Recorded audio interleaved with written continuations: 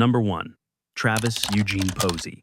It was an ordinary Friday morning. Families were picking up groceries. A guy bought steak for Sunday dinner. An off-duty nurse grabbed items on her day off. Right in that same parking lot, a 44-year-old landscaper idled his pickup truck. He wore a bandolier stuffed with shotgun shells, just watching. Nobody noticed the danger. Why would they?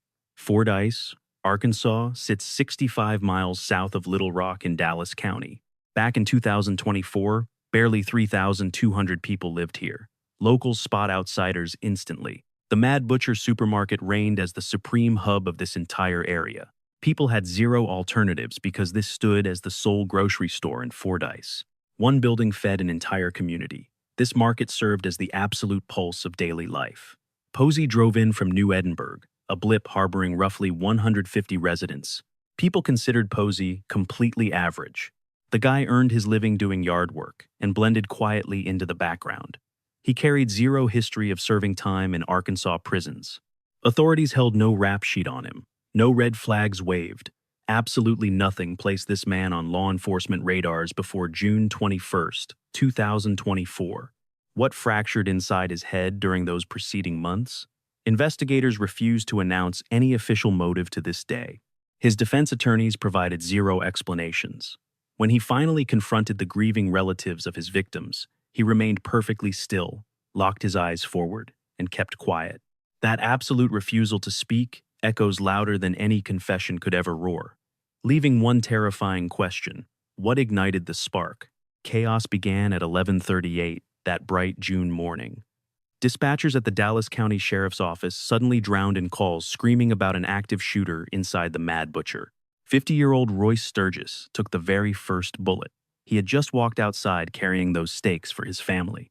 He never even reached his vehicle. Gunfire dropped Sturgis on the asphalt near U.S. Route 79.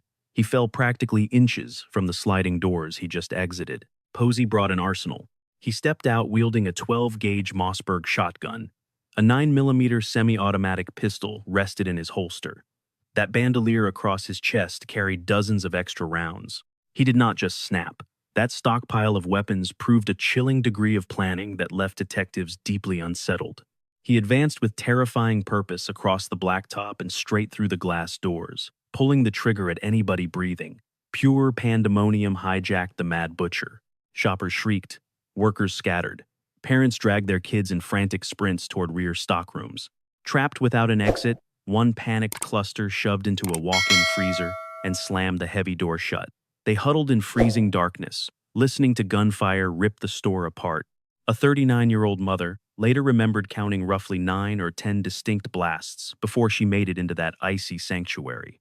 Grocery clerks found her son and daughter in another aisle and rushed them inside right behind her. 23-year-old Callie Williams also stood trapped. She worked as a registered nurse at the Dallas County Medical Center. She only visited the market to grab food on her day off. When the massacre started, Williams refused to hide. She ran straight toward the bleeding victims to render medical aid. Bullets struck and killed this heroic woman. She was 23 years old. Who would stop the slaughter? Fordyce police and Dallas County deputies swarmed the asphalt within minutes, ready to end it. A brutal 2-minute gun battle immediately exploded outside between cops and Travis Posey. 2 officers caught bullets during the ferocious shootout. Dallas County Sheriff Mike Knodel stood his ground against the attacker. He held the line, buying precious seconds for terrified civilians fleeing the aisles. Police gunfire finally clipped Posey, leaving a graze wound on his skull right before they slapped the cuffs on him. Less than 5 minutes passed between the initial shots and the end of the nightmare. Cops approached the bleeding suspect to make the arrest. He casually told them that God stood by his side that day. 4 innocent people lost their lives. 50-year-old Royce Sturgis, 23-year-old Callie Williams, 52-year-old Shirley Taylor perished. 81-year-old Ellen Schrum took a bullet indoors before passing away the next morning on June 22nd. Relatives of Ellen Schrum later admitted she happily would have helped Posey if he just asked her for a hand. 11 other people suffered injuries, many critically. This bloodbath officially marked the deadliest active shooter nightmare in America for the entire 2024 calendar year. Governor Sarah Huckabee Sanders commanded flags lowered to half-staff. She called the massacre a massive tragedy for all of Arkansas. Would justice be served? Inside the courtroom, every victim's family agreed on a single demand. They absolutely refused to seek the death penalty. They demanded total certainty. They needed a guarantee he would never breathe free air or burden them again, leaving them alone with their grief. On August 4th, 2025, Circuit Court Judge Spencer Singleton hammered Travis Eugene Posey with 4 consecutive life sentences without parole. He tacked on 220 years for 11 counts of attempted capital murder. The judge looked down and asked if he had anything to say. Posey just shook his head and muttered quietly, "No, sir." Just 11 days after the slaughter, the only grocery store in Fordyce unlocked its doors again. A town of 3,200 people desperately needs a place to buy food, regardless of the horrors that soaked its floors. He fashioned a fake badge from a soup can lid and black marker. He spent months hiding it in the prison trash. Meanwhile, as Ford began the agonizing work of rebuilding a shattered life, another nightmare unfolded in Arkansas. It proved the most dangerous man in the room sometimes wears law enforcement brass. We move to skip number 2, Grant Harden. A badge should mean something. It should represent accountability, service, and a hard line between order and chaos. For most who carry the shield, it does. But sometimes, a man spends his entire career hiding behind that symbol, hoarding power, and dodging consequences. He jumps jurisdictions whenever the walls close in. Grant Harden spent decades executing that exact playbook. Even when literal walls finally locked him away, he walked right out. Northwest Arkansas raised Harden in the rugged foothills of the Ozarks. Deep river valleys hide small communities where a familiar face holds weight, and a police uniform commands absolute respect. Locals from his youth remembered him as totally unremarkable. He stayed quiet, acting like just another kid who blended seamlessly into the fabric of wherever he happened to be. Projecting normalcy while concealing a darker void defined him for 35 years. Fayetteville hired him to launch his law enforcement career, putting him out on the street as a patrol officer. It imploded almost instantly. Supervisors documented severe behavioral problems immediately. They fired him, but did that glaring red flag lock him out of the region? The termination barely registered. The Huntsville Police Department hired him anyway, and he worked there for roughly 6 months before turning in his resignation. Eureka Springs scooped him up next, keeping him active from 1993 to 1996. Chief Earl Hyatt later admitted he drafted paperwork to fire Harden over multiple alarming incidents, heavily involving the use of excessive force. Harden quit before Hyatt could drop the hammer. Hyatt refused to mince words years later. He told journalists Harden had absolutely no business carrying a badge. The pattern locked in perfectly. Get hired. Abuse authority. Flee before accountability arrives. Rinse and repeat. 2016 brought Harden to Gateway, Arkansas, a Benton County town of 450 people tucked near the Missouri border.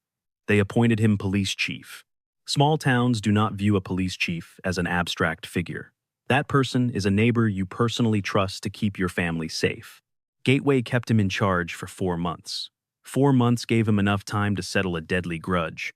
On February 23, 2017, 59-year-old James Appleton drove down a road approximately half a mile from his Garfield home, just outside Gateway. Appleton worked for the Gateway Water Department, holding a quiet working-class job that kept the town running without fanfare. Responding, police found his body inside his vehicle. A bullet tore through his head.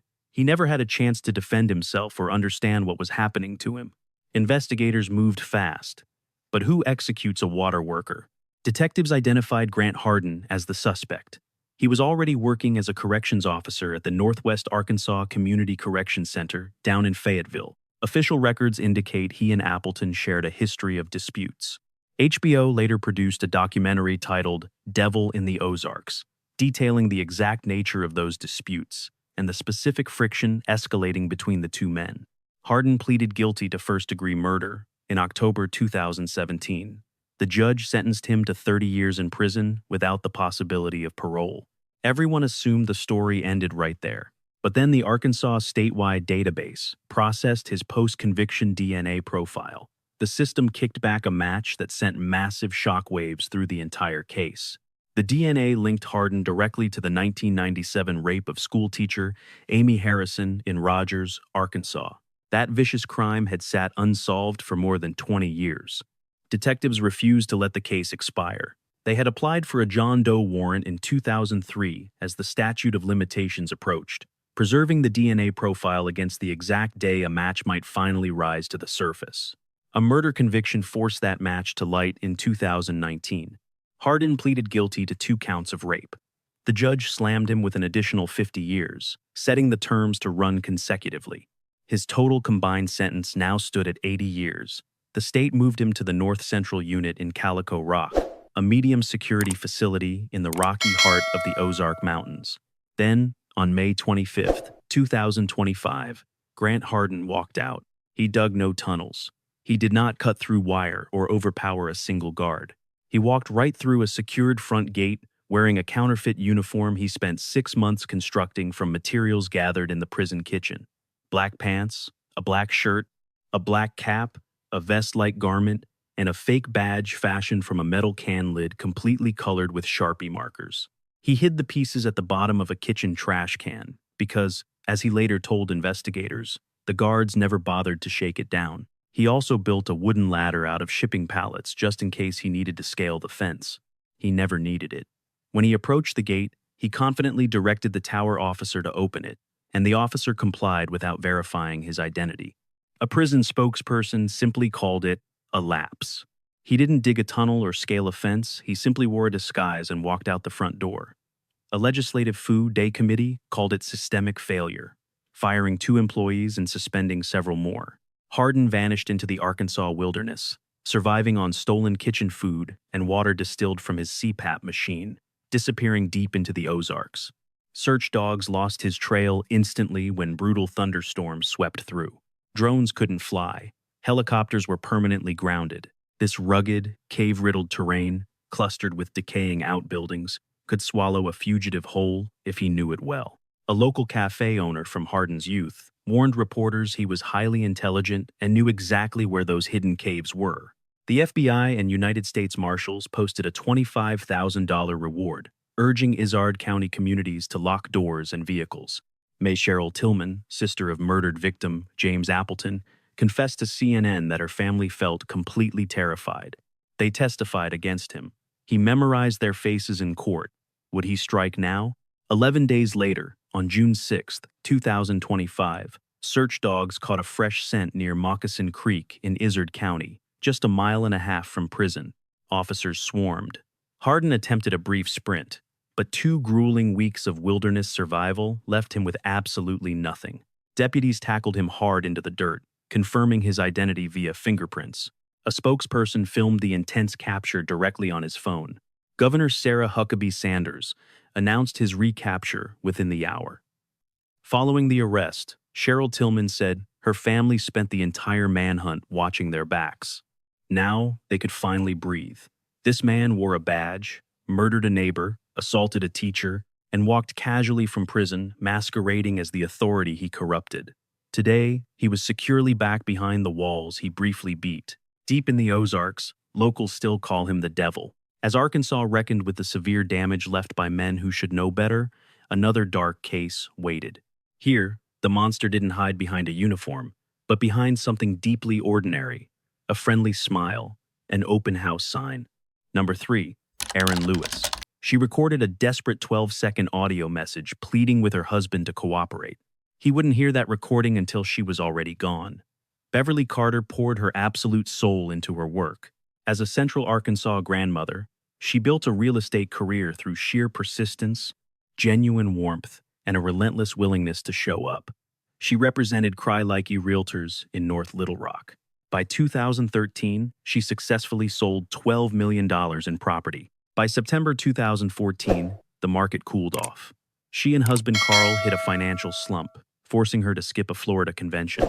Yet Beverly kept pushing forward. She booked showings, answered calls from potential buyers, and routinely drove alone to vacant rural homes because that was the job. And she firmly believed in doing it right. That absolute willingness to meet strangers at isolated properties without hesitation was exactly what Erin Lewis exploited. Lewis was 33, residing in Jacksonville, Arkansas, just northeast of Little Rock. He and estranged wife, Crystal Lowry, faced desperate financial ruin, hatching a sinister plot for fast cash. kidnap a real estate agent, hold her for ransom, and extort a worried spouse before police could ever close in. The scheme required someone arriving alone, whose disappearance would take time to trigger alarm, and whose work placed them in vacant homes on extremely short notice. They hunted for a married woman working solitary shifts in real estate. Who would take the bait? On the afternoon of September 25th, 2014, Beverly Carter answered what seemed like a completely standard inquiry.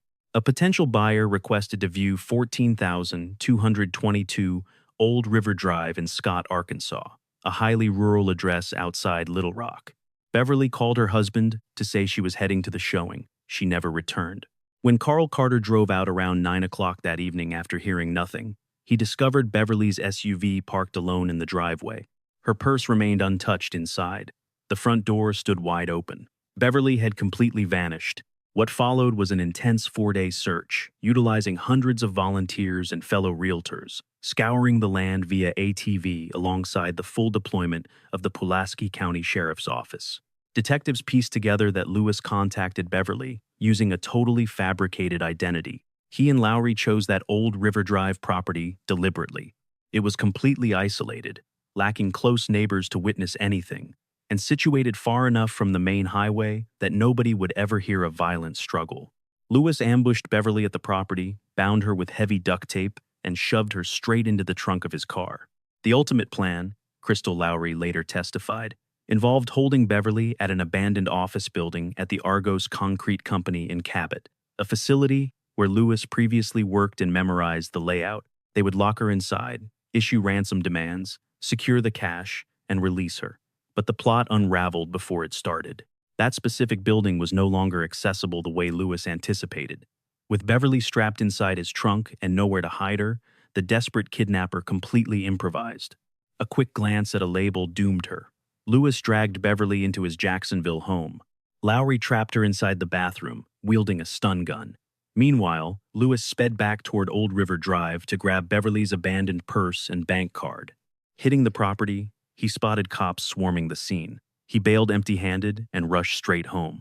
The duo forced Beverly to tape a 12-second ransom clip. Her voice begged Carl to cooperate. Then came the ultimate choice.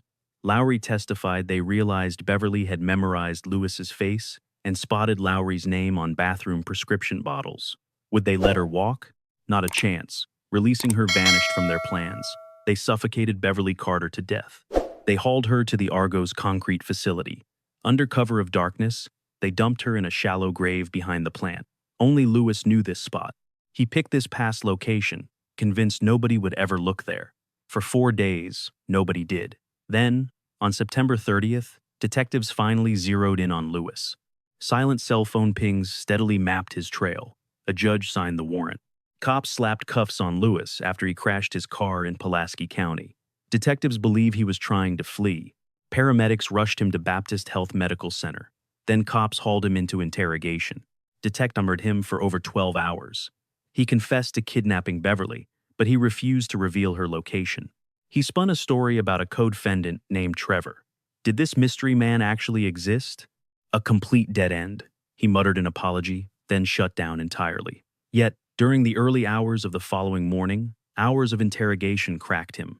Lewis directed detectives toward the Argos Concrete Company in Cab. Exhausted sheriff's deputies got down on their hands and knees under the pitch-black sky. Working carefully, they excavated Beverly Carter's body from that shallow grave. The coroner confirmed her identity. Officers delivered the news to her husband and 2 sons in person. Marching Lewis out of the sheriff's office, journalists asked why he targeted Beverly Carter. He paused. Then, flashing zero remorse, he stated she was just a woman who worked alone, a rich broker. 7 words tossed casually, almost matter-of-factly, into a crowd of journalists. It instantly became one of the most chilling soundbites from any Arkansas crime case in recent years. What happened when he faced a jury? January 2016 brought the trial. Lewis took the stand in his defense. He claimed Beverly died accidentally during a consensual encounter, pinning the death squarely on Crystal Lowry.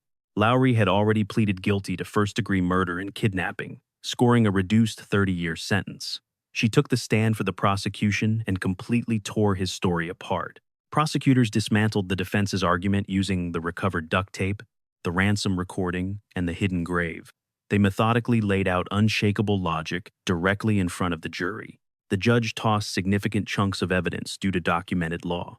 Enforcement missteps during the investigation. This included statements Lewis gave police and items inside his vehicle. Among those excluded items, Carter's hair and duct tape. Despite those limitations, prosecutors built an airtight case. The jury deliberated for just 1 hour before returning their unanimous verdict. Guilty on capital murder and kidnapping. What was the ultimate price? The judge handed Lewis life in prison without any possibility of parole. This case sent shockwaves ripping through the nationwide real estate industry. Agents nationwide overhauled their safety protocols. They demanded buddy systems, shared live location data before showings, and rigorously verified identities before meeting strangers at empty properties. Beverly Carter's murder permanently transformed how an entire profession viewed vulnerability. In May 2024, Aaron Lewis filed a court document asserting a new identity. The filing attracted brief attention. However, it failed to alter the sentence, the conviction, or the record of what he had done. Beverly Carter sold $12 million in real estate the year before she died. She went to work every day because she genuinely loved what she did. She showed up to an empty house because a stranger asked her to. That was exactly what her career required. Ultimately, that professional trust cost her everything. Coming up next, another major Arkansas case that shook the entire nation. Juries convicted 3 local teenagers of a crime many believe they did not commit. Their fight for truth would stretch nearly 2 decades before the world finally started paying attention. Number 4. The West Memphis 3. 3 8-year-old boys rode their bikes straight into the woods and never came home. What unfolded next would become one of the most debated miscarriages of justice in American history. A case where the completely wrong people vanished into prison and a killer walked free. The very system built to uncover truth became part of the problem. On the evening of May 5, 1993, Christopher Byers, Michael Moore, and Stevie Branch, all second graders attending Weaver Elementary School in West Memphis, Arkansas, went out riding together. It was just after school. They were only 8 years old. When they didn't return that evening, their parents contacted the police. The following afternoon, May 6th, searchers entered the Arkansas woods. They discovered 3 missing boys' Food Day merged inside a drainage ditch behind the Robin Hood Hills Food Day division, a muddy woodland stretch local kids used as a shortcut and playground. The killer battered them, stripped them naked, and hogtied them using their own shoelaces. West Memphis sat squarely across the Mississippi River from Memphis, Tennessee, functioning as a working-class community. By 1993, economic struggles had already placed this town under significant stress. Social fractures ran deep, and a decade-long national cultural phenomenon suddenly seized the area. Satanic panic. Who would the town blame? They blamed the devil. Throughout the 1980s and into the early 1990s, religious organizations stoked a massive wave of fear across American communities. Sensational media and credulous authorities pushed a singular conviction. Devil-worshipping cults targeted children. By 1993, this paranoia firmly embedded itself into the minds of investigators, prosecutors, and entire communities. And right here in West Memphis, one man spent months cataloging suspicions regarding local teenagers before those 3 boys even disappeared. Jerry Driver worked as a juvenile probation officer inside Crittenden County. He convinced himself a satanic cult operated directly within the area. Driver rooted this belief in his interactions with one teenager named Damian Eccles, an 18-year-old impoverished high school dropout, whom the court recently assigned to Driver's supervision. What placed him in the crosshairs? He fit the profile. Eccles wore black clothing, he blasted heavy metal, he read Stephen King novels, he openly explored Wicca and the occult. Under the cultural atmosphere of 1993, those traits alone made Damian Eccles the first name to surface when police began hunting suspects. Eccles kept a close 16-year-old friend named Jason Baldwin. He was a quiet, academically capable kid who excelled in school and shared practically none of Eccles's occult interests. As social outsiders, the two naturally gravitated together. The investigation soon welcomed a third name, 17-year-old Jesse Miskelly Jr. This young man maintained little connection to either Eccles or Baldwin. Yet Jesse Miskelly possessed a trait investigators desperately needed. He manipulated easily. How far would police go? They crossed every line.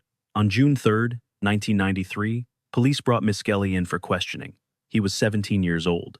His IQ tested at roughly 72. No attorney sat in the room. Authorities failed to contact his parents before the interrogation began. What unfolded over the next 12 hours became the central fulcrum, balancing this entire case, and ultimately, the element that likely destroyed it. Following hours of relentless questioning, Miskelly confessed. He claimed he, Eccles, and Baldwin killed the boys for a ritual, yet factual errors riddled his confession. Investigators merely dismissed these mistakes as confusion. Miskelly claimed attackers sexually assaulted the boys. Forensic evidence entirely contradicted that narrative. He insisted the killers used rope. The actual murderer bound them with their own shoelaces. He described the attacks occurring in the morning. Witnesses last saw the boys alive late in the afternoon. UC Berkeley professor Richard Offshea, an expert on false confessions, later testified that Miskelly's recorded interrogation provided a textbook example of police coercion. It revealed an intellectually disabled young man repeating back whatever details aggressive investigators fed him. The moment authorities released him to his family, Miskelly recanted. He stated officers threatened him and promised a reward for cooperating. It made no difference. Police arrested all three teenagers. Would a jury recognize the inconsistencies? The jury saw only monsters. Traumatized and terrified, West Memphis let prosecutors and media convince them they caught the real killers. The trials marched forward. The state tried Miskelly separately in January 1994. His attorney argued police coerced the factually inconsistent confession. The jury deliberated and convicted him anyway. The judge handed down life in prison plus 40 years. The joint trial of Eccles and Baldwin followed. Miskelly refused to testify against them. Because the judge completely barred his confession from their trial, the prosecution built a circumstantial case so thin it remains almost unimaginable today. Eccles read Stephen King. He listened to Metallica. A fellow inmate claimed Baldwin casually confessed in passing. Two teenage girls alleged they overheard Eccles admit to the murders during a softball game.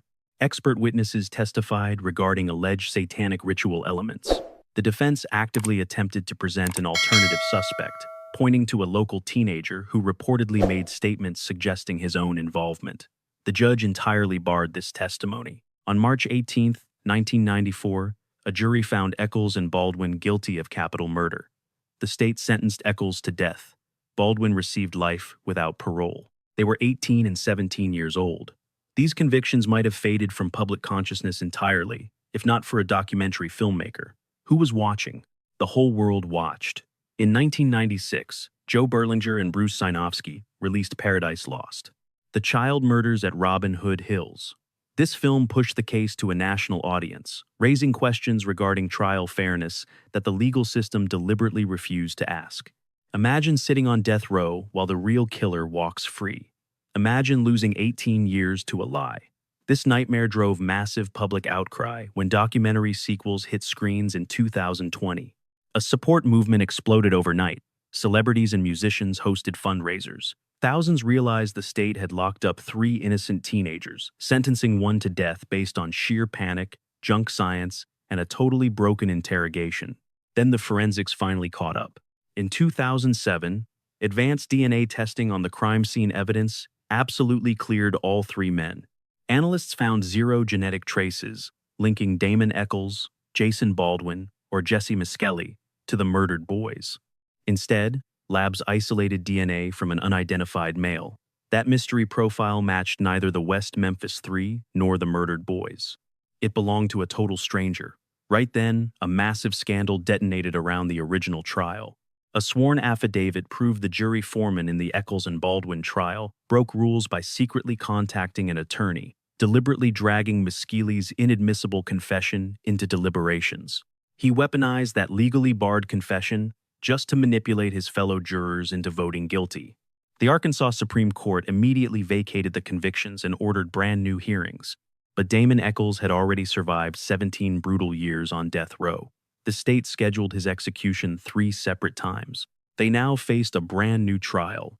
A new trial felt wildly unpredictable, expensive, and emotionally ruinous, just another trap. In August 2011, following intense negotiations, all 3 men accepted the offered pleas. This rare legal maneuver let them officially maintain their absolute innocence on the public record. Simultaneously, they conceded prosecutors still possessed enough supposed evidence to theoretically win a trial. The judge handed down time-served sentences and released them with 10-year suspended sentences. They walked free on August 19, 2011. The men lost a combined 18 years and 78 days. They received zero compensation and no formal exoneration. Police never launched a new investigation to track down that mystery DNA. To this day, the murders of Christopher Byers, Michael Moore, and Stevie Branch remain officially unsolved. The fight continues. In 2025, defense teams shipped evidence out for advanced DNA testing. Labs are using new extraction techniques designed to pull genetic material straight from the shoelaces that bound those children. Earlier technology simply could not completely analyze that specific material. The Arkansas Supreme Court approved this new testing. As of today, everyone is waiting on the pending results. 3 boys rode into those woods and never came home. Did the state actually convict the people who killed them? That remains an entirely open question. But while that nightmare ends in doubt, the darkest cases in Arkansas rely on terrifying certainty. Consider the methodical slaughter orchestrated by a serial killer in Fort Smith. His victims waited decades before forensic science finally handed them justice. This is case number 5. Charles Ray Vines. His parents owned a local mortuary. He grew up surrounded by corpses, treating death the way other kids treat dinner tables or backyard gardens. Did that morbid childhood forge a killer, or did something else break his mind? Detectives spent years trying to answer that question, but they never fully could. But they do know this. For nearly 7 years, the River Valley region of northwest Arkansas lived in absolute terror of a phantom killer. Meanwhile, the actual monster lived next door, quietly handing out garden vegetables. He actively helped his neighbors and dutifully raised his 2 children. Almost everyone who knew him described him as a genuinely decent person. Charles Ray Vines grew up in Fort Smith, Arkansas. It is a mid-sized city sitting on the Oklahoma border at the edge of the Ozark foothills. He easily blended into the community fabric. He was a divorced father of 2. He worked hard enough to maintain a solid reputation. His parents running a funeral home felt irrelevant until investigators finally realized what Vines could actually do. By his mid-20s, nothing about his behavior triggered any red flags. On the surface, he was just a normal guy living a quiet life in a place where everybody knew your name. Underneath that mask, Vines perfected a pattern of predatory violence that law enforcement would not uncover for nearly a decade. On April 10, 1993, Fort Smith police rushed to the home of Lily Jones. The legally blind, deeply devout 89-year-old lived entirely alone. An intruder violently attacked her inside. Lily Jones survived the ordeal, but the brutal beating nearly killed her. Investigators documented the scene, collected evidence, and launched a search. No credible lead ever materialized. The trail went cold. 2 months later, June 1993, police discovered 58-year-old Juanita Wofford lying dead inside her home near the railroad tracks off Jenny Lind Road. The sheer volume of blood shocked even the most hardened local detectives. Former Fort Smith Police Captain Jay Ryder worked that exact scene. He later called it the most horrific homicide of his entire career. It is the kind of nightmare you never wash off. The killer had completely shattered her front door. The broken frame hid a darker reality. Wofford fought back fiercely. Defensive wounds mapped her arms. She suffered fatal stab wounds to her head and torso. Forensic examiners later uncovered the withheld truth: her attacker sexually assaulted her. Physical evidence proved the predator lingered inside the house. Technicians collected DNA. Investigators immediately started tearing through a list of suspects. Detectives zeroed in on local resident Danny Bennett, swiftly taking him into custody. He denied it, then abruptly confessed. The community exhaled. Fort Smith firmly believed they caged their killer. But had they? That theory collapsed on August 10, 1995. While Bennett sat behind bars, police discovered 74-year-old Ruth Henderson murdered 2 counties away. The crime scene mirrored the Wofford slaughter so identically that detectives instantly realized they made a massive, catastrophic error. The splintered door, the sheer violence, the forensic profile, everything perfectly matched. They tested Bennett's DNA and firmly disconnected him from the Henderson murder. They quickly retested the Wofford scene evidence. It excluded Bennett completely. Acting prosecutor Ron Fields had secretly harbored serious doubts right from the beginning. When the Crawford County murder broke, he phoned police directly. He bluntly told them they held the wrong man. Months passed before detectives called back and confirmed it. They released Danny Bennett. The true killer still roamed free. The Wofford investigation rapidly went cold. The Henderson case went totally cold. Lily Jones's assault, now recognized as part of that exact pattern, froze alongside them. 5 years passed. The River Valley area existed uneasily. Residents knew a double murderer walked among them, completely undetected. When would the shadow strike next? In March 2000, the case shattered open. It bypassed forensic science, arriving entirely by chance. A 16-year-old girl fought off an attack inside her home by Charles Ray Vines, a trusted family acquaintance. Her stepfather walked in during the assault, found Vines, and physically overpowered him, pinning him down until police arrived. A responding deputy reached the house before the stepfather, by his own admission, could finish the brutal justice he intended to deliver himself. Vines was 36. Authorities charged him with rape and attempted murder. Was he their ghost? Investigators answered that by running his DNA against the Wofford and Henderson crime scenes. The match hit exactly, perfect, across all markers. Charles Ray Vines, the friendly guy sharing vegetables with neighbors, the divorced father, the man whose parents managed a mortuary, was the River Valley killer this whole time. The ensuing investigation proved as methodical as Vines was predatory. A new prosecutor took the death penalty off the table in exchange for Vines's complete cooperation. Across 5 grueling 8-hour sessions, Captain J. Ryder sat opposite Charles Ray Vines and listened to him detail exactly what he did. Ryder later informed reporters that the dark content of those conversations was not something he would ever repeat locally. He called it the single most trying experience of his professional career. Vines casually confessed to the Lily Jones assault, the murders of Juanita Wofford and Ruth Henderson, and the home invasion of the 16-year-old. He personally knew several victims. He operated in plain sight for 7 years. How brazen was he?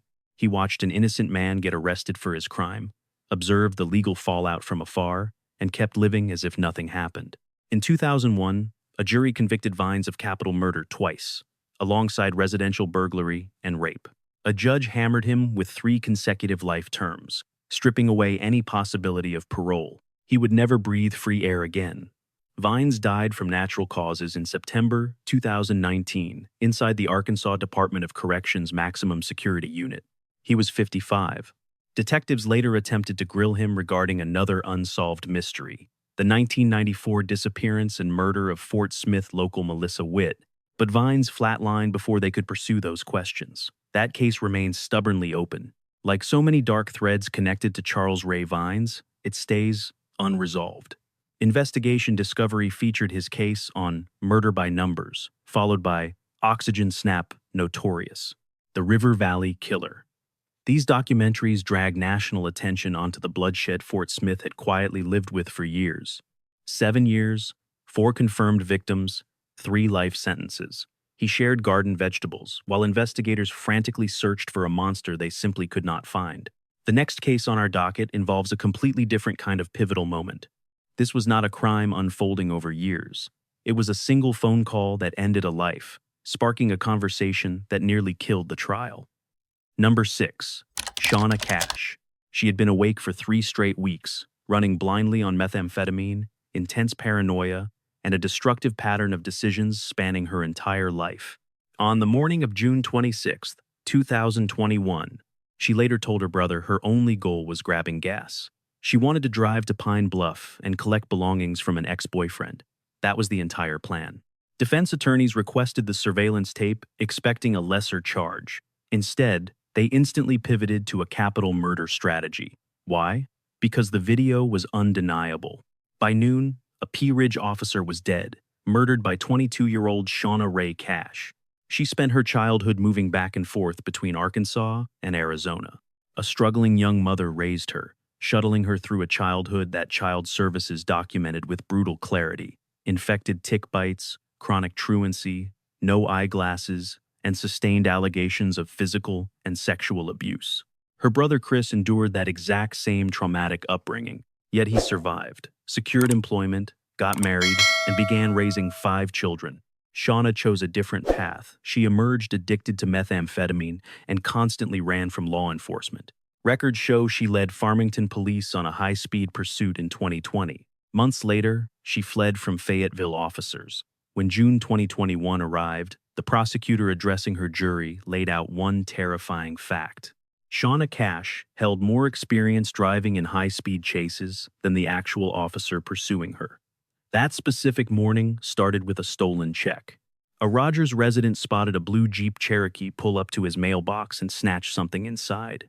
He jumped in his car, tailed the Jeep, and laid on the horn until the driver pulled into a Walgreens parking lot.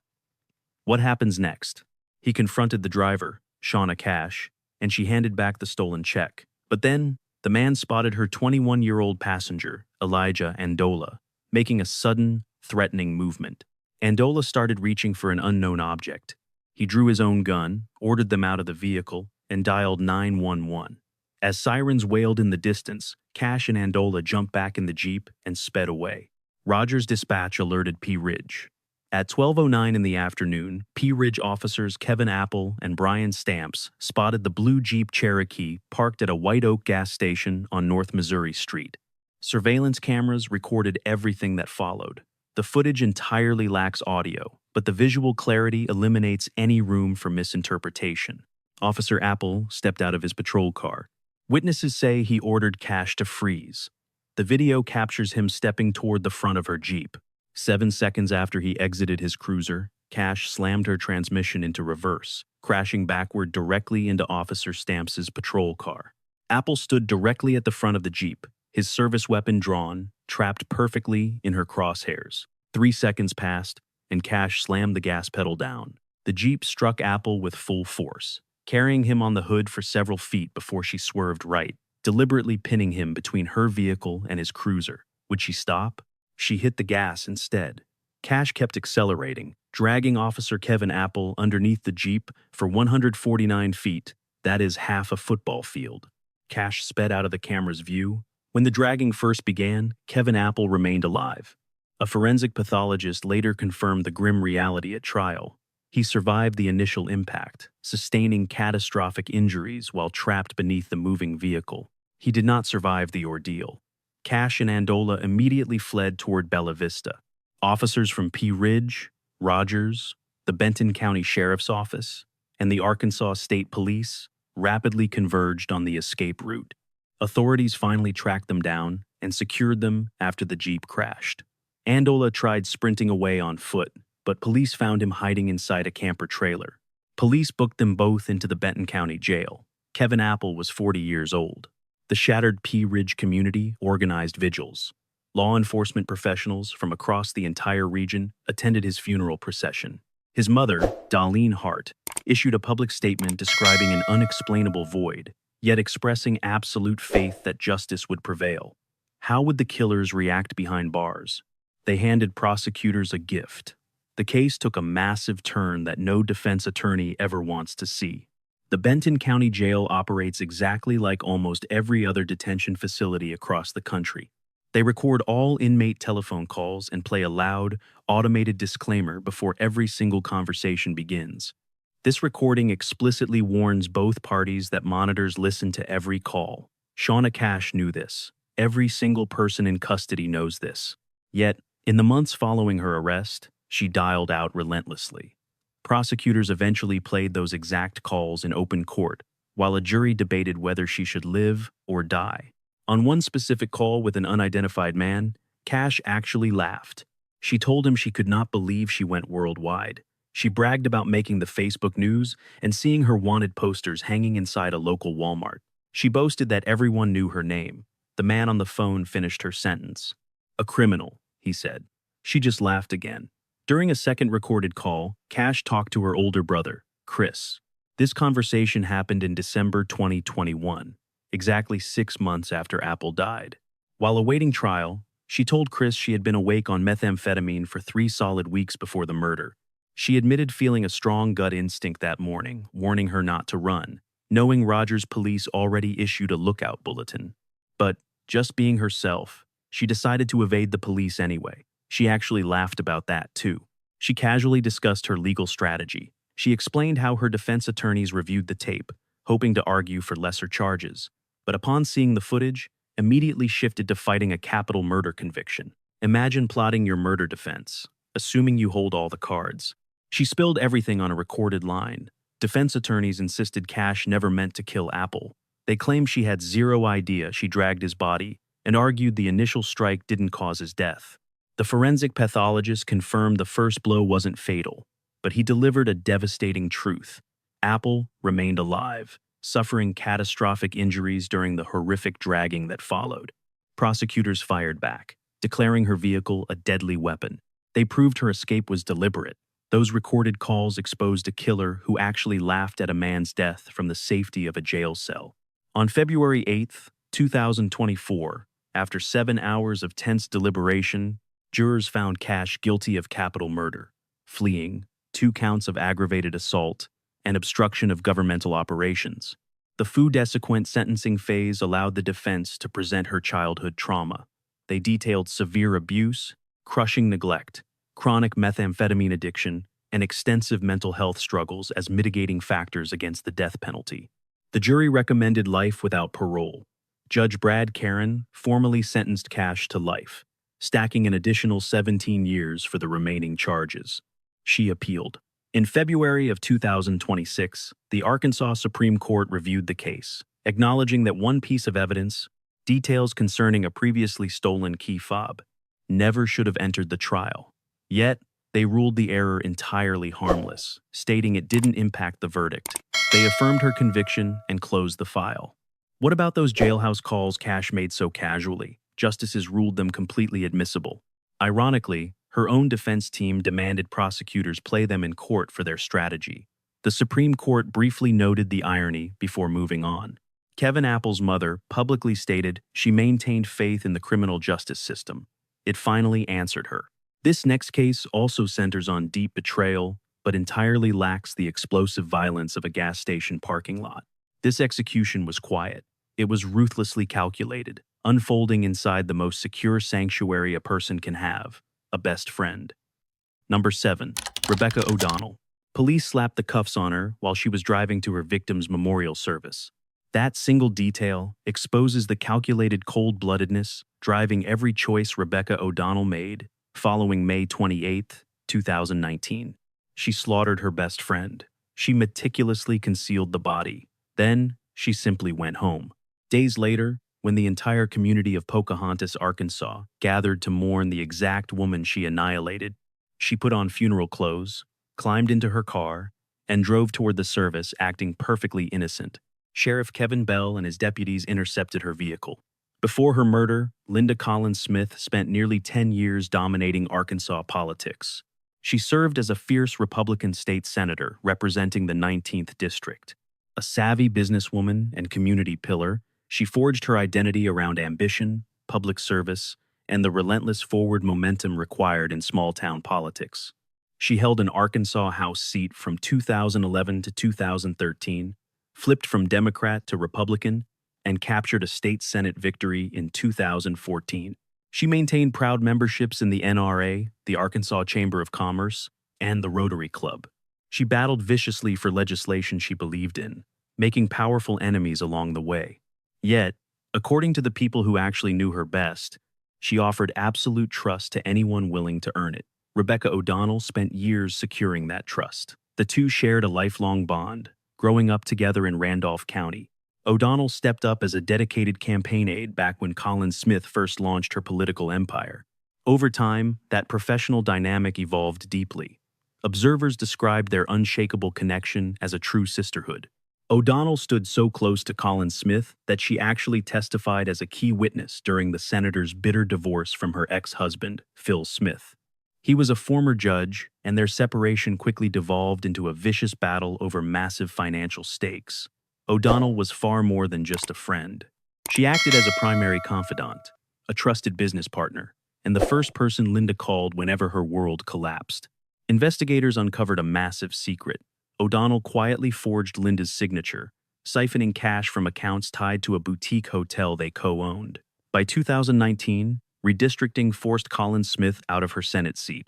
She immediately began plotting a massive political comeback. She recently flew to Washington, D.C., securing connections to reclaim her legislative power, all while aggressively navigating the toxic fallout of her divorce. Close friends noticed a shift. She returned from that Washington trip, radiating renewed purpose. She made it home safely. Her son, Butch, confirmed this. Then she vanished into absolute silence. A full week dragged by. Frantic text messages went completely ignored. Her highly active social media accounts abruptly flatlined. Butch and his grandfather drove straight to the Pocahontas property, immediately spotting her car parked in the driveway. Inside, they found her unpacked suitcase, the airport luggage tag still attached. Someone had taken her purse and cell phone. Then they looked down at the kitchen floor. A massive, dark stain formed a perfect semicircle, a violent spray exploding outward from a central point. What happened in that kitchen? A dark stain leaked from beneath the heavy canvas in the driveway. It was blood. Linda Collins Smith lay dead under a tarp at her own home. The intense Arkansas summer heat accelerated decomposition during the days she spent trapped beneath that covering. Investigators could not establish a positive identification from visual examination alone. Her own son dialed 911. He later said the discovery would remain the absolute final memory he carried of his mother. The presiding judge abruptly sealed the entire original case file, igniting immediate community speculation and mistrust. The blackout bred rumors. Did Phil Smith, the former judge and bitter ex-husband, do it? Or had someone from Colin Smith's political past orchestrated the hit? Media organizations, including KK, eventually filed a lawsuit in Arkansas. They weaponized Freedom of Information Act provisions to tear the legal seal off that file. When they finally succeeded, the unsealed documents revealed a completely different narrative. Colin Smith had quietly rigged her property with security cameras. Rebecca O'Donnell apparently knew about the surveillance. After executing the killing, she tampered with the cameras, manually detaching them and removing them from the premises. She missed one crucial detail. The security system had already beamed the footage to a remote server maintained by the company, and investigators immediately pointed it. Those recordings caught Rebecca O'Donnell standing on the property gripping a bloody knife, then dismantling the very cameras she believed would condemn her. Police moved in on June 14, 2019. Exactly 10 days after investigators found Linda's body, they arrested O'Donnell en route to the memorial service, charging her with capital murder, tampering with physical evidence, and abuse of a corpse. Prosecutors announced their intent to seek the death penalty. For over a year, O'Donnell maintained her innocence and pointed the finger straight at Phil Smith. She told her fiancé, Tim Loggins, that someone had set her up, and he publicly defended her as completely incapable of the crime. Loggins had known O'Donnell for years. He acknowledged she was the last person to see Linda alive when the two grabbed lunch together on May 28th. He called their bond a sisterhood. He swore he would stake his entire life on her innocence. But inside the Jackson County Jail, O'Donnell kept busy. Investigators secured internal video footage capturing her sliding secret notes to fellow inmates. Prosecutors read those pages and uncovered a sprawling murder-for-hire operation. O'Donnell allegedly solicited prisoners to kill Phil Smith and stage a suicide using a fake note, while ordering simultaneous hits on the presiding judge and the pursuing prosecutors. She instructed the inmates to raid Smith's home for gold and silver as payment, then track down her car in police custody and burn it to obliterate what she claimed was planted evidence. These allegations forced numerous judges and prosecutors to recuse themselves across 13 months. Conflicts of interest and procedural complications churned the docket, baffling even seasoned legal observers in Arkansas. Then came August 6, 2020, when Rebecca O'Donnell walked into court and changed her plea. "I went to Linda's house," she told the judge, her recorded voice echoing through a broadcast across the state, "and I intentionally killed her and then hid the body." 14 words. She offered zero elaboration and zero explanation, delivering a plain, clinical admission of what she had done to the woman described as her best friend. The motive was money, a fact Colin Smith's son, Butch, later confirmed when he revealed O'Donnell had been stealing from Linda, forging signatures on checks, and draining accounts. When Colin Smith caught the theft and confronted her, O'Donnell refused to apologize, confess, or offer to make it right. Instead, She went to Linda's house on May 28th and stabbed her to death. The court handed O'Donnell a 40-year sentence for first-degree murder, stacking it with 3 years for abuse of a corpse and 2 consecutive 7-year terms for solicitation to commit capital murder, making it 50 combined years. The state currently holds her at a women's correctional facility in Newport, Arkansas. She will eventually hit parole eligibility. Colin Smith's family has already stated they intend to oppose her release at every single opportunity. Tim Loggins, the fiancé who once swore she could never kill, released a statement right after the plea dropped. "No one wants to believe someone they love is capable of something so heinous," he wrote. He explained that his heart had simply refused to accept what he later learned was true. Linda Collins Smith's daughter told the public that no punishment would ever fill the void. They walked away with only a shred of peace. Coming up, we examine another Arkansas case where the evidence waited patiently for years to expose a killer, where GPS data dismantles a man's alibi in real time, and where a 4-year delay between the crime and the conviction ensures the truth hits harder when it finally arrives. Number 8. Jason Dunnigan. He stood right there beside his wife's car the second the state trooper pulled up to the scene, presenting himself as the grieving husband who had gone out searching for her and stumbled upon the worst. He offered a calm, cooperative, and outwardly devastated statement that very night. He stared into local news cameras and demanded answers for his murdered wife. He begged the public to uncover the killer, but investigators proved beyond a reasonable doubt that Jason Dunnigan himself pulled the trigger. He just completely missed the fact that his own car had already surrendered his darkest secrets. 39-year-old Jason Ross Dunnigan resided in Farmington, Arkansas, in the Weddington Woods community, west of Fayetteville, when his wife Amber died on the evening of May 28, 2021. Outwardly, the Dunnigans represented a working family in a quiet rural sector of Washington County. They shared a home, kept a roommate, and moved through ordinary life without drawing attention. But what lay beneath? Nobody outside that property understood the truth. Amber herself only recently started connecting the dots, realizing her husband maintained a long-term sexual relationship with the woman living under their roof. Jason Dunnigan also held a life insurance policy on his wife, a payout worth between $165,000 and $300,000, depending on the specific paperwork investigators pulled later. He mapped this out for several months. Prosecutors built their core argument around this timeline, and the digital footprint confirmed his actions with mathematical precision. What triggered the final phase? The evening of May 28th began as a standard domestic hassle. Jason called his wife, claimed he experienced car trouble on the highway west of Fayetteville, near the Lake Weddington area, and asked for help. 36-year-old Amber inherently trusted him, lacked any immediate reason to fear her husband as a physical threat, and drove out. She did not know Jason intentionally powered his cellular device down hours before she left. He blamed a dead battery, but he killed the power because he knew an active phone pings location towers. He also operated a high-end security system, with cameras blanketing their property. Between 6:22 and 8:26 that evening, that system captured 0 footage, experiencing no power failure and no glitch. He completely erased the footage for that specific 2-hour window, the exact time frame covering the murder. How did he execute the ambush? Amber reached the location near Lake Weddington. At 8:05 that evening, GPS coordinates pinned her phone and Jason's vehicle together. At 8:09, her phone connected briefly with Jason's Ford Flex. An automatic device pairing triggered when someone starts a car near a recognized phone. After 8:09, Amber Dunnigan's cell phone went completely dark. Investigators state Jason wrapped a work shirt around his pistol to muffle the sound, approached Amber's window while she sat in her driver's seat, and shot her in the back of the head. The bullet exited her forehead and vanished, eluding recovery at the scene. How did he escape? Jason Dunnigan drove home, entirely unaware his vehicle's infotainment system, the internal navigation, and operational computer tracked his every move. The log showed his Ford Flex parked near the Lake Weddington boat ramp at exactly 7 o'clock that evening.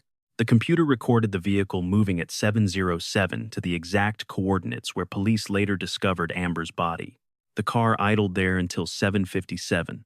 The system then registered the vehicle fleeing, hitting 88 miles per hour in a 40-mile-per-hour zone, and pulling into the driveway at 8:25, exactly 1 minute before the home security cameras resumed recording. He anticipated the cell phone pings and the camera timelines. He scripted the broken-down car narrative, the drive home, and the fake panic when Amber failed to return. He even called his parents, ensuring he brought witnesses along to discover her body. He staged the return to look like a devastating family tragedy instead of a calculated crime. He failed to realize every modern vehicle functions as a mobile black box. The internal computer tracks every gear shift, every door slam, every navigation waypoint, and every recorded speed. His car watched him commit murder and saved the evidence entirely without his consent. Detectives secured a warrant and pulled that exact data. The math dismantled his alibi with a definitive certainty that witness testimony cannot rival and defense attorneys struggle to challenge. But the car did not testify alone. Investigators uncovered a secondary trail. Amber spent her final days communicating with their roommate. She texted the woman sleeping with her husband, and those recovered messages exposed her growing suspicion. Amber told the roommate she noticed Jason paused his location-sharing application the previous day. She tracked his movements. She unraveled the lie. Amber's final text to that roommate contained exactly 2 words: found him. She located him at Lake Weddington. She drove out to help her husband, and during the silent gap between that 809 text and the moment investigators found her dead inside her vehicle at 10 o'clock that night, Jason finished the job. Authorities arrested Jason Dunnigan on February 19, 2022, locking him up nearly 9 months after Amber's death. A capital murder charge usually guarantees a cell. He didn't stay. He posted a $250,000 bond, walked free, and pleaded not guilty. The court scheduled his trial for January 2023. The system then derailed it 8 separate times. Delays kept stacking up. The defense demanded extra time. They fought the evidence and watched prosecutors drop the death penalty, leaving life without parole. Proceedings kicked off on September 29, 2025. This arrived over 4 years after a bullet tore through Amber Dunnigan's head along a western Washington County highway. Dunnigan refused the stand. His defense called 0 witnesses. Prosecutors systematically unpacked the GPS data, phone records, the convenient security camera outage, and a lucrative life insurance policy. They exposed the affair, then played the interrogation tape. Jason told detectives he saw his wife's stranded car that night, drove past, and kept going. Detectives testified that this admission alone proved he lied, ignoring everything else. The jury deliberated and returned a total guilty verdict: capital murder, life behind bars without parole. Prosecuting attorney Brandon Carter addressed the aftermath. He noted Jason Dunnigan thought he engineered the perfect cover-up, but relentless police work exposed the truth. He praised law enforcement's commitment to Amber. 4 years, 8 delays, 1 definitive verdict. The vehicle technology Jason Dunnigan trusted to hide his tracks became the exact weapon ending his freedom. But does the justice system always get it right? Far from it. As Arkansas's dark history of devastating cases continues, one upcoming case carries a uniquely terrifying weight. We examine it not just for the life lost, but for what the state likely did in the name of justice. Did they execute an innocent man? Case number 9, Liddell Lee. His final words ignored mercy. He offered 0 confessions. He showed absolutely no regret. On April 20th, 2017, Arkansas strapped him down for execution. Liddell Lee looked at the remaining witnesses and spoke with unwavering certainty. He said, "My dying words will always be as it has been. I am an innocent man." 4 years later, DNA testing revealed another man's genetic material coating the handle of the club that killed Deborah Reese. Liddell Lee never cleared his name. He was already dead. To this day, Arkansas refuses to formally acknowledge executing the wrong person. You are looking at one of the most unsettling legal failures in modern American history. The horror doesn't stem from the crime's violence. It stems from the aftermath. The entire machinery of the justice system violently turned against the exact citizen it swore to protect. Deborah Reese was 26. Her husband discovered her lifeless body on February 9, 1993, inside her Jacksonville home. It was a quiet city sitting just northeast of Little Rock, Arkansas. An attacker sexually assaulted her, strangled her, and struck her 36 times with a wooden club. The sheer brutality shattered the community. Police dug into Reese's neighbors. They quickly zeroed in on a 23-year-old named Liddell Lee, who lived nearby and carried a prior criminal record. Investigators built their case on purely circumstantial threads. They lacked any direct physical evidence tying him to the murder. At trial, the prosecution's own forensic specialists admitted on the stand that several test results came back completely inconclusive. They tied a single scene hair to Lee using microscopic hair comparison. Scientists have since exposed that method as deeply flawed, unreliable, and dangerously misleading. Technicians pulled fingerprints from critical areas. None matched Liddell Lee. Investigators never ran those prints through national databases, and defense attorneys never demanded independent reviews. Lee faced his first trial. It ended in a hung jury. 12 people heard the evidence, and simply could not reach a unanimous agreement. That deadlock highlights exactly how weak the evidence was. Then came Trial 2. His new defense abandoned previous alibi witnesses. Family members swore Liddell wasn't near the house during the murder window. The defense dropped that crucial testimony entirely. The second jury held 11 white Arkansas residents and 1 black resident, in a county where black citizens comprised a third of the population. They convicted him in 3 hours. They delivered this verdict exactly 1 week after O.J. Simpson's acquittal. One courtroom witness openly referenced the Simpson verdict during Lee's proceedings. The judge sentenced Lee to death. Guards walked him onto death row in 1995, locking him in that cage for 22 years. The systemic failures burying Liddell Lee during those decades are almost impossible to catalog. His first appellate lawyer later signed a sworn affidavit confessing to severe foot-day stance abuse during those critical appeals. He admitted spending time in inpatient rehab, dodging real investigation, and entirely failing to provide competent representation. Imagine trusting your life to a man who just watched 3 of his clients die. That was Liddell Lee's reality, as his attorney juggled 4 other active capital cases. Another lawyer on Lee's defense team secretly battled severe mental illness throughout the legal process. Meanwhile, the presiding judge hid a massive conflict of interest, maintaining an undisclosed personal relationship with the victim's family. Yet nobody on that legal team ever requested DNA testing of crime scene evidence. They ignored it during trial and throughout decades of appeals. Everything changed when the ACLU and the Innocence Project intervened roughly 1 month before Liddell Lee faced execution. Would they find the truth? They would not. By 2017, Arkansas faced an unprecedented crisis in modern death penalty history. The state possessed a supply of mausoleum, a lethal injection drug rapidly approaching its strict expiration date. State officials scrambled, entirely uncertain whether they could secure future replacement supplies at all. Their solution involved scheduling 8 executions across an 11-day period. This created a logistical sprint that slammed appellate courts with simultaneous filings, severely impairing the careful judicial review life or death decisions require. Amnesty International openly condemned the state for callously rushing the judicial process. They accused Arkansas of treating human beings like products with sell-by dates. Racing against the clock in those final weeks, the ACLU and Innocence Project adopted Lee's case on an emergency basis. 3 leading forensic experts immediately reviewed the evidence. Forensic pathologist Dr. Michael Batten, footwear examination expert Alicia Wilcox, and eyewitness misidentification specialist Dr. Jennifer Dart, each identified serious documented flaws within the core evidence used to convict Lee. These organizations desperately filed for an emergency execution stay to complete DNA testing before the state administered lethal injection. The state had never performed this testing. A federal judge abruptly denied the request. The court argued that Lee had simply delayed the request too long. Yet Stacy Johnson, another Arkansas inmate scheduled to die that exact same night, secured a stay of execution using a nearly identical request for crime scene DNA testing. Johnson survived the night. Liddell Lee did not.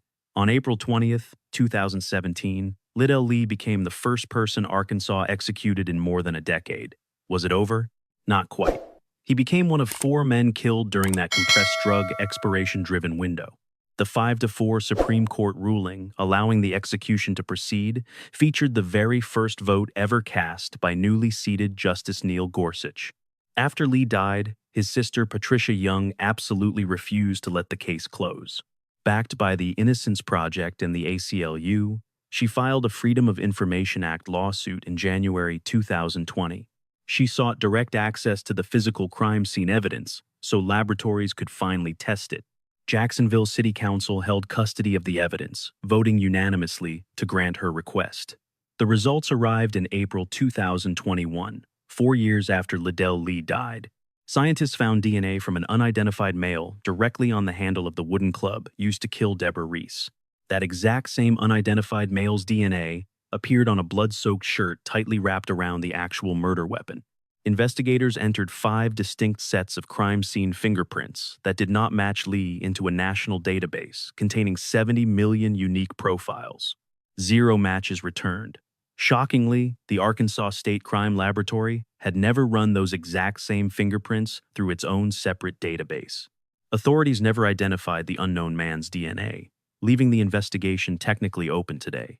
When reporters asked Arkansas Attorney General Leslie Rutledge about these massive new findings, she stated the courts consistently rejected Lee's claims, arguing the evidence demonstrated beyond any shadow of a doubt that he murdered Deborah Reese.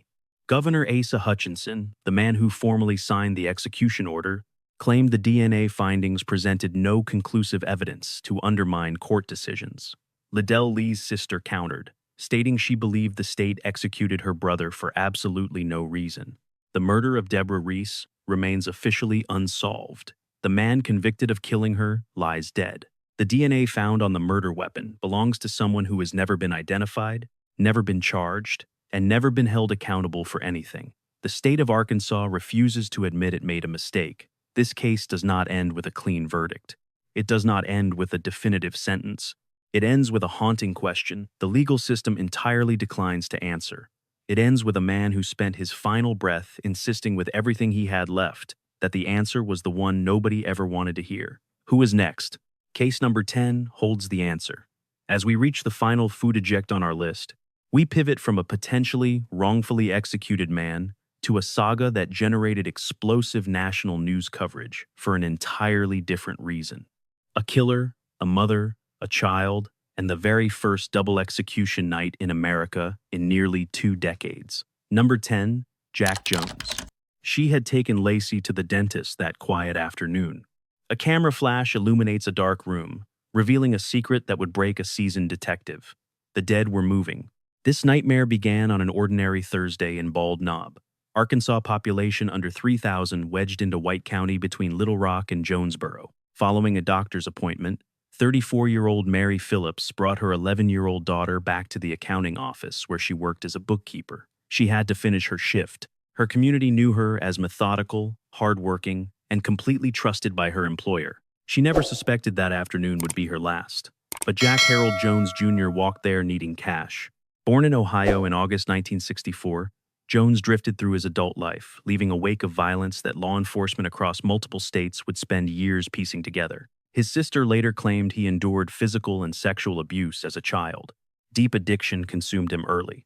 Did trauma explain or excuse his actions? The victims' families, and eventually Jones himself, gave the exact same answer: no.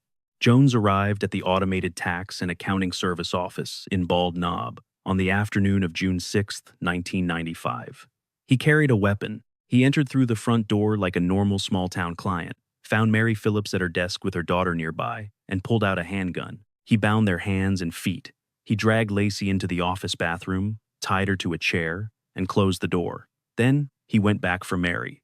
What Jack Jones did to Mary Phillips inside that office defies comprehension. The court record documents the robbery, the assault, and the strangulation using a coffee maker's electrical cord. Reading the clinical precision of those files does nothing to mask the sheer savagery. The judge instructed the jury to weigh the facts and render a verdict. By all accounts, several jurors never fully recovered from the horrors they absorbed during that trial. What about the little girl? She waited. After making sure Mary Phillips was dead, Jones went back to the bathroom where he had left her 11-year-old daughter. He strangled Lacey. He battered her head repeatedly with a BB gun, fracturing her skull. Believing she was dead, he left the child there bound and covered in blood. Complete silence fell over the office. Jones grabbed $280 from the register and vanished. When police finally arrived to process the crime scene, they found Mary Phillips exactly where she had collapsed. They discovered Lacey in the bathroom, still tied to the chair with a fractured skull, blood coating her face and the floor, completely motionless. First responders, including White County Sheriff's Office Chief Investigator Bill Lindsay, assumed she was gone. Lindsay began taking crime scene photographs, firing off flash photography. Deep inside that dim bathroom, something happened that Lindsay would carry forever. As the camera flashed, Lacey Phillips moved. She turned her head and looked at him. She was breathing. Paramedics rushed Lacey to a hospital for emergency treatment. Once stabilized, she spoke directly with investigators. She described her attacker precisely, noting a tattoo on his arm and a teardrop etched right below his left eye. The officers immediately recognized the description. Local law enforcement knew Jack Harold Jones Jr. Police brought him in for questioning, and he confessed. DNA evidence confirmed his admission. A match probability exceeding 1 in 50 billion. A jury convicted him in April 1996 of capital murder, rape, and attempted capital murder. They handed down a death sentence. The jury determined he committed the crime for a pecuniary gain of $280, executing it in an especially heinous, atrocious, and cruel manner. Both aggravating circumstances legally applied, but the state delayed executing Jones for over 20 years. Why? The system stalled. His case dragged through the standard death row appeals timeline, facing multiple stays complicated by severe health deterioration. He lost a leg to diabetes. He developed high blood pressure, requiring ongoing medication. When Arkansas announced its execution schedule, his attorneys deployed his failing physical condition as a legal argument. Then the Florida connection surfaced. After Arkansas locked Jones away, authorities uploaded his DNA into a national database. It matched evidence from a 1991 murder in Fort Lauderdale. Someone killed a vacationing woman named Lorraine Ann Barrett at a beach hotel. Jones had never been a suspect, leaving the case unsolved for over a decade. Florida issued an extradition warrant. Authorities transported Jones south, where he entered a guilty plea to first-degree murder in 2005 and received a life sentence without parole. Officials returned him to Arkansas death row to await the execution delayed since 1996. Would it happen? The clock started ticking. In February 2017, Arkansas Governor Asa Hutchinson signed execution orders for 8 death row inmates, slatining them to die between April 17th and April 27th. The reason mirrored the case of Little Lee. The state's supply of midazolam, one component of their 3-drug lethal injection protocol, was rapidly approaching its expiration date. 8 executions in 11 days. No state had attempted a pace like this since the modern death penalty era began. Immediate legal challenges erupted. Inmates, their attorneys, and civil liberties organizations simultaneously filed motions across every level of the court system. They prepped 1 death chamber, but they ordered 2 body bags. For the first time in modern history, a state planned an assembly line of death. Yet the court stalled 4 of those 8 initial executions beyond the legal deadline. The state pushed the remaining 4 forward. They scheduled Jack Harold Jones Jr. for April 24th, 2017. He shared that deadly date with another inmate, Marcel Wayne Williams. 2 convicted killers. 1 single night. The identical gurney, just hours apart. We had not seen an American double execution since the year 2000. The resulting media frenzy was absolute. Protesters swarmed the Cummins unit. Broadcast crews from coast to coast barricaded the perimeter. Before the warden gave the signal, an official read Jones's written letter aloud during his clemency hearing. He claimed he entered the prison system, vowing to leave it a vastly better man than the criminal who arrived. He swore he exhausted every ounce of effort. His exact words? "I shall not ask to be forgiven, for I haven't the right." The clemency board ignored him. The Arkansas Supreme Court rejected the stay. The United States Supreme Court shut him down completely. Even the 8th Circuit refused. At exactly 7:06 in the evening on April 24th, 2017, the lethal injection began pumping into Jack Harold Jones Jr. He spent his final 2-minute statement staring at Lacey Phillips, apologizing, begging her to realize who he truly was and understand he was not a monster. Lacey Phillips' seal had survived him with a fractured skull. She survived losing her mother and remembering that horrific bathroom, only to tell reporters, "I am glad that chapter is closed." Except this terrifying night was far from finished. The executioner pushed the sedative, and Jones seemingly blacked out. But journalists trapped inside the chamber reported his lips kept moving, while his chest aggressively rose and fell. Then came the 7-11 consciousness check. Guards tapped his eyelids, yet his jaw continued twitching. Medical staff previously burned 45 minutes gouging his neck for a central line, finally settling for a backup vein elsewhere. The coroner pronounced him dead at 7:20 that evening. Defense attorneys for Marcel Williams, slated to die hours later, panicked. They instantly filed an emergency motion, arguing Jones physically gulped for oxygen after absorbing the drugs. They claimed the state tortured Jones, meaning executing Williams next equaled cruel and unusual punishment. A federal district judge slammed down a temporary stay. It held them off for exactly 1 hour before breaking. The state pumped lethal injection into Marcel Williams at 10:16 that night. He flatlined at 10:33.